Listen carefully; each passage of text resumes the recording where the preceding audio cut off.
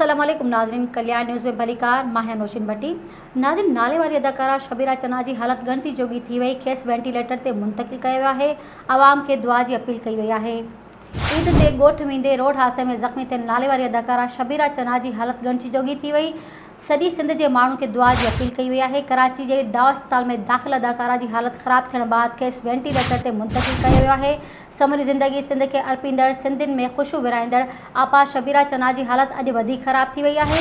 सिंध जे अदाकारनि सानिया वनन सिंध हुकूमत खां मुतालबो कयो आहे त संदसि तकड़ीअ सघारी माली मदद करे ऐं ज़रूरत पवण ते खेसि ॿाहिरि मुल्क ॾांहुं इलाज लाइ उमाणनि जो बंदोबस्तु करे संदसि हयाती बचाई वञे, जॾहिं त आपा जे पर सितारनि खे संदसि लाइ दुआ जी अपील कई वई आहे। नाज़रीन, ते तव्हांखे ॿीहर अहम ख़बर खां आगाह कंदा हलूं त नाले वारी अदाकारा शबीरा चन्ना जी हालत गणती जोगी थी वई, खेसि वेंटिलेटर ते मुंतकिल कयो वियो आहे।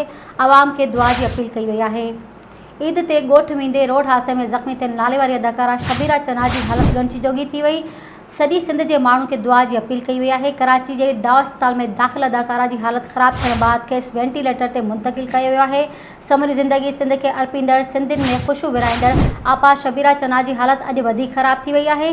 सिंध जे अदाकारनि सानिया वनन सिंध हुकूमत खां मुतालबो कयो आहे त संदसि तकड़ीअ सघारी माली मदद करे ऐं ज़रूरत पवण ते खेसि ॿाहिरि मुल्क ॾांहुं इलाज लाइ उमाणनि जो बंदोबस्तु करे संदसि हयाती बचाई वञे, जॾहिं त आपा जे पर सितारनि खे संदसि लाइ दुआ जी अपील कई वई आहे।